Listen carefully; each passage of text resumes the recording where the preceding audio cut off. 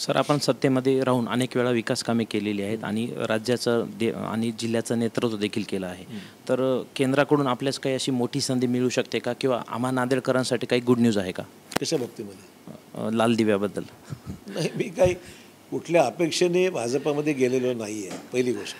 दुसरी गोष्ट, माझ्या भाजप प्रवेशामुळे एक ॲडव्हान्टेज असा आहे की सत्तेमध्ये केंद्रामध्ये आज भाजपा आहे आणि त्यामुळे या सत्तेचा फायदा नांदेडला, मराठवाड्याला मिळावा हीच माझी भूमिका आहे.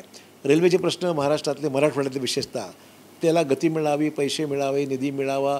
नांदेड वर्धा लाईन आहे, ती तातडीने मार्गी काम चालू आहे, ती मार्गी लागली पाहिजे. नांदेड लातूर लाईन आहे, नांदेड बिदर लाईन आहे.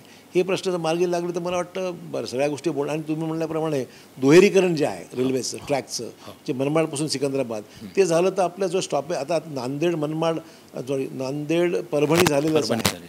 तर आपल्याला उर्वरितसुद्धा सेक्शन आपल्याला करून घ्यायचं आहे आणि हे एक विकासात्मक महत्त्वाचं काम आहे. आता एअर कनेक्टिव्हिटी चांगली झालेली आहे. नांदेडमध्ये जवळपास 6 ते 7 फ्लाईट्स, 6-7 ठिकाणी जाणाऱ्या फ्लाईट नांदेडहून सुरू झाल्या. कनेक्टिव्हिटी वाढलेली आहे. मुंबईची कनेक्टिव्हिटी अद्याप व्हायची आहे, त्यामुळे मुंबईचं होऊन जाईल. काही दिवसांचा प्रयत्न चालला आहे, मुंबईला सुद्धा जोडला गेलं पाहिजे. तर नांदेडची आज कनेक्टिव्हिटी निश्चित विमानसेवेने चांगली इम्प्रूव्ह झालेली आहे. रेल कनेक्टिव्हिटी आहेच, रेल्वेज आहेत, पण अजून माझं म्हणणं वंदे भारतसारखी एक्सप्रेस जर हैदराबादला गेली नांदेडहून, तर हैदराबाद एक चांगलं हब आहे आपलं, की नांदेड मुंबईला जायला कदाचित जास्त वेळ लागू शकतो, पण हैदराबादचं अंतर हे 3-3.5 तासात जाऊ शकतं वंदे भारतसारख्या गाडीने. त्यामुळे हे सगळे विषय एक अजेंडा डोळ्यासमोर निश्चित आहे आणि आगामी 5 वर्षामध्ये केंद्रातल्या सरकारच्या माध्यमातून मराठवाड्याला, महाराष्ट्रातून नांदेडला विशेषतः न्याय देण्याचा माझा प्रयत्न राहणार आहे.